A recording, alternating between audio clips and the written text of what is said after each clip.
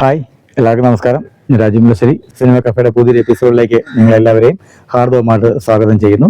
നമ്മൾ സംസാരിക്കാൻ പോകുന്ന ഒരു ട്രെൻഡിങ് സബ്ജക്റ്റിനെ കുറിച്ചാണ്. നിങ്ങൾക്ക് എല്ലാവർക്കും അറിയായിരിക്കും, യൂട്യൂബിലും അതുപോലെ തന്നെ മറ്റ് സോഷ്യൽ മീഡിയസിലും ഒക്കെ കുറച്ച് ദിവസങ്ങളായി ട്രെൻഡിങ് ആയിട്ടുള്ളൊരു പേരുണ്ട്. മറ്റൊന്നുമല്ല, ആ പേര് എമ്പുരാൻ എന്നുള്ളതാണ്. എമ്പുരാൻ നമ്മുടെ സ്വന്തം ലാലേട്ടൻ്റെ ഏറ്റവും പുതിയതായിട്ട് ഇറങ്ങാൻ പോകുന്ന സിനിമ. അതുപോലെ തന്നെ മലയാളത്തിൻ്റെ യുവ സൂപ്പർ സ്റ്റാർ പൃഥ്വിരാജ് സംവിധാനം ചെയ്യുന്ന സിനിമ. അങ്ങനെ ഒരുപാട് പ്രത്യേകതകളുമായി വരുന്ന സിനിമയാണ് എമ്പുരാൻ. 2025 മാർച്ച് 27 രാവിലെ 9 മണി മുതൽ എമ്പുരാൻ തിയേറ്ററുകളിലേക്ക് എത്തുകയാണ്. എമ്പുരാനെ കുറിച്ച് പറഞ്ഞു തുടങ്ങുന്നതിന് മുൻപ് നമുക്ക് ആദ്യം ലൂസിഫറിനെ കുറിച്ച് പറയേണ്ടതുണ്ട്. ലൂസിഫർ എന്ന് പറയുന്നത് എമ്പുരാൻ എന്ന സിനിമയുടെ ആദ്യ ഭാഗമാണ്. 2019 മാർച്ച് 27 പുറത്തിറങ്ങിയ ചിത്രമായിരുന്നു ലൂസിഫർ. മലയാളത്തിന്റെ യുവ സൂപ്പർ സ്റ്റാർ പൃഥ്വിരാജ് ആദ്യ സംവിധാന സംരംഭം നിർവഹിച്ച സിനിമയായിരുന്നു ലൂസിഫർ. അതുപോലെ തന്നെ മലയാളത്തിന് സ്വന്തം ലാലേട്ടൻ സ്റ്റീഫൻ നെടുമ്പള്ളിയായും ഖുറേഷി അബ്രാമായും തകർത്താടിയ സിനിമ കൂടിയായിരുന്നു ലൂസിഫർ. 2016 റിലീസ് ചെയ്ത പുലിമുരുകന് ശേഷം ബോക്സ് ഓഫീസിനെ കിടിലം കൊള്ളിച്ച പൃഥ്വിരാജും മോഹൻലാലും വിവേക് ഒബ്റോയും മഞ്ജു വാര്യരും ടൊവിനോ തോമസും അങ്ങനെ നീണ്ടൊരു താരനിരയോടുകൂടി വന്ന സിനിമയായിരുന്നു ലൂസിഫർ. അങ്ങനെ 2019 ഓൾ ടൈം ബ്ലോക്ക് ബസ്റ്റർ എന്നൊരു കിരീടവും ചാർത്തിക്കൊണ്ടാണ് ലൂസിഫർ തിയേറ്ററുകൾ വിട്ടത്. ഓവറോൾ ബിസിനസ് 175 കോടിയും തിയേറ്ററുകൾ ബിസിനസ് 128.5 കോടി രൂപയും കളക്ട് ചെയ്തുകൊണ്ടാണ് ബോക്സ് ഓഫീസിൽ ലൂസിഫർ തന്റെ ശക്തി തെളിയിച്ചത്.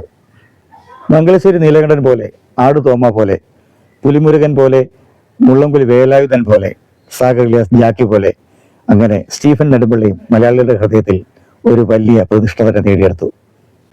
ലൂസിഫറിന്റെ കഥാപശ്ചാത്തലം മറന്നവർക്കായി ഒരിക്കൽ കൂടി ലൂസിഫറിന്റെ കഥ ചെറുതായിട്ടൊന്ന് പറഞ്ഞു പോവാം. ലിയോണിലെ ഒരു അന്താരാഷ്ട്ര കുറ്റവാളി ഖുറേഷി അബ്രാമിലൂടെ സിനിമ ജനങ്ങളിലേക്ക് ഇറങ്ങി വരുന്നു.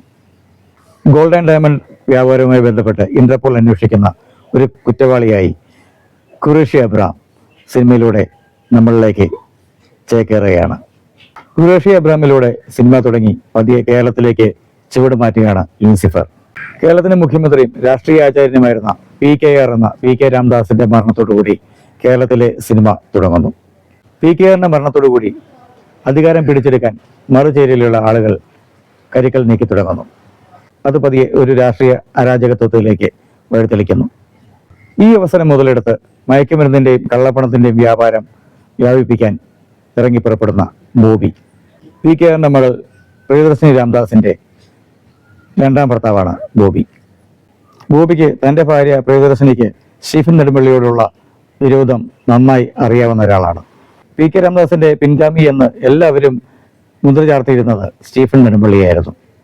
സ്റ്റീഫൻ നെടുമ്പള്ളിയുടെ വളർച്ച തന്റെ മയക്കുമരുന്നിന്റെയും കള്ളപ്പണത്തിന്റെയും വ്യാപാരത്തിന് തടസ്സമാകുമെന്ന് ബോബിക്ക് മനസ്സിലാവുന്നു. അതുകൊണ്ട് തന്നെ സ്റ്റീഫൻ നെടുമ്പള്ളിയെ തകർക്കുക എന്നുള്ളത് ബോബിയുടെ ഒരു ആവശ്യം കൂടിയായിരുന്നു. അങ്ങനെ കഥ മുൻപോട്ട് പോകുമ്പോൾ സ്റ്റീഫൻ നെടുമ്പള്ളിയെ രാഷ്ട്രീയപരമായി തകർക്കാൻ ഇതുവരെ വ്യക്തിത്വം പുറത്തുവിടാത്ത PKRന്റെ ഇളയ മകൻ ജതിൻ രാംദാസിനെ ബോബി കളത്തിലിറക്കുന്നു.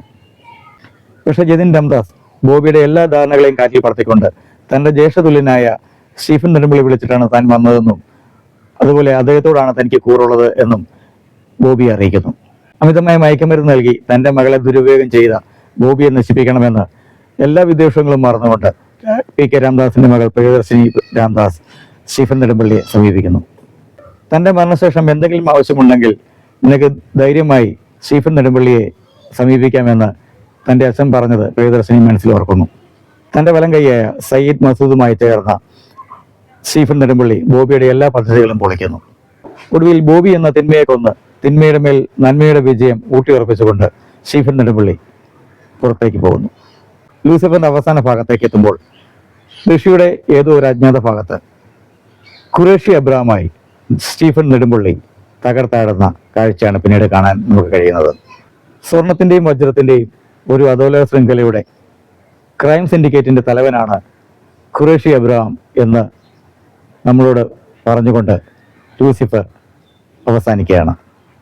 ഇതായിരുന്നു 2019 ഇറങ്ങിയ ലൂസിഫർ എന്ന സിനിമയുടെ കഥാസാരം. സ്റ്റീഫൻ നെടുമ്പള്ളിയായി മലയാളത്തിന് സ്വന്തം ലാലേട്ടനും, ജതിൻ രാംദാസായി ടൊവിനോ തോമസും, ബോബിയായി വിവേക് ഒബ്റോയും, പ്രിയദർശിനി രാംദാസായി മഞ്ജു വാര്യരും, അങ്ങനെ ഒരുപാട് താരനിരകൾ ലൂസിഫറിന് വേണ്ടി അണിനിരന്നു. ഒപ്പം സംവിധായകൻ കൂടിയായ പൃഥ്വിരാജ് സയ്യിദ് മസൂദ് എന്ന ക്യാരക്ടറായി നമ്മളെ വിസ്മയിപ്പിക്കുക കൂടി ചെയ്ത ചിത്രമായിരുന്നു ലൂസിഫർ. ഇനി നമുക്ക് നേരെ എമ്പുരാനിലേക്ക് വരാം. ലൂസിഫറിന്റെ മഹാവിജയത്തിന് ശേഷം ലോകം കാത്തിരുന്ന ഒരു മഹാചിത്രമാണ് എമ്പുരാൻ. ലൂസിഫർ സിനിമ റിലീസ് ചെയ്തതുപോലെ തന്നെ ഒരു മാർച്ച് 27 തന്നെയാണ് വീണ്ടും എമ്പുരാനും റിലീസിനെത്തുന്നത്. ഒരു മലയാള സിനിമയ്ക്കും ഇതുവരെ കിട്ടാത്ത ഹൈപ്പ് തന്നെയാണ് എമ്പുരാന് ഇതുവരെ ലഭ്യമായിക്കൊണ്ടിരിക്കുന്നത്. എമ്പുരാന്റെ ടീസറും ട്രെയിലറും അങ്ങനെ ഏതൊരു അപ്ഡേറ്റും പ്രേക്ഷകർ ഇരുകൈ നീട്ടിയാണ് സ്വീകരിച്ചുകൊണ്ടിരിക്കുന്നത്. റിലീസിന് ഒരുപാട് ദിവസങ്ങൾക്ക് മുമ്പ് തന്നെ 58 കോടി രൂപയോളം എമ്പുരാൻ ഇതുവരെ കളക്ട് ചെയ്തിട്ടുണ്ട് പ്രീ ബുക്കിംഗ് ഇനത്തിൽ. 2025 മാർച്ച് 21 രാവിലെ 9 മണിക്ക് ടിക്കറ്റ് ബുക്കിംഗ് ആരംഭിച്ച എമ്പുരാന്റെ ആദ്യ 1 മണിക്കൂറിൽ തന്നെ ബുക്ക് മൈ ഷോയിലൂടെ 96,140 ടിക്കറ്റുകളാണ് വിറ്റുപോയത്.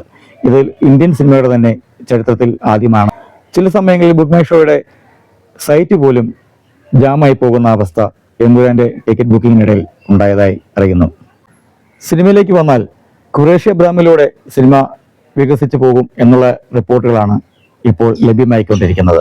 2025 മാർച്ച് 27 രാവിലെ 6 മണി മുതൽ പൃഥ്വിരാജിന്റെ സംവിധാനത്തിൽ ഒരുങ്ങുന്ന എമ്പുരാൻ ജനങ്ങൾക്ക് മുൻപിലേക്ക് എത്തുകയാണ്. എമ്പുരാന്റെ പ്രൊഡക്ഷൻ സൈഡിലേക്ക് വന്നാൽ Shri Gokulam movies, Aashirvad cinemas, Lyca productions എന്നിവയുടെ ബാനറിൽ ഗോകുലം ഗോപാലൻ, ആന്റണി പെരുമ്പാവൂർ, സുഭാസ്കരൻ എന്നിവർ ചേർന്നാണ് ചിത്രം നിർമ്മിച്ചിരിക്കുന്നത്. മുരളി ഗോപി രചിച്ച ഈ ചിത്രം മലയാള സിനിമയുടെ ചരിത്രത്തിലെ ആദ്യത്തെ ഐമാക്സ് റിലീസായി എത്തുന്ന ചിത്രം കൂടിയാണ്. മാർച്ച് 27 ഇന്ത്യൻ സമയം രാവിലെ 6 മണി മുതൽ ചിത്രത്തിന്റെ ആഗോള പ്രദർശനം ആരംഭിക്കുന്നതാണ്. എമ്പുരാന്റെ തമിഴ്നാട് ഡിസ്ട്രിബ്യൂഷൻ ഗോകുലം ഗോപാലിന്റെ ഉടമസ്ഥതയിലുള്ള ശ്രീ ഗോകുലം മൂവീസ് ആണ്.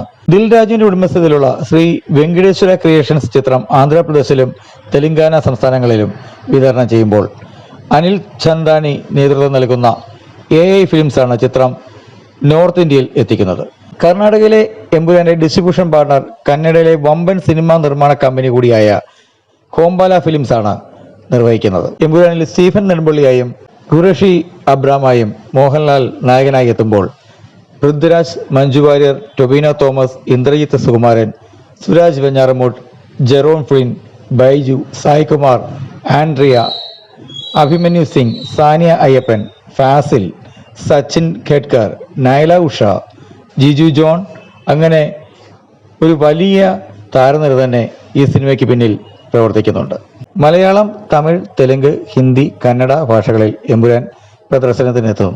ഇതിന്റെ സിനിമാറ്റോഗ്രാഫി നിർവഹിച്ചിരിക്കുന്നത് പ്രശസ്ത ക്യാമറാമാൻ സുജിത് വാസുദേവാണ്. അദ്ദേഹം തന്നെയായിരുന്നു ലൂസിഫറിന്റെയും ക്യാമറ കൈകാര്യം ചെയ്തിരുന്നത്.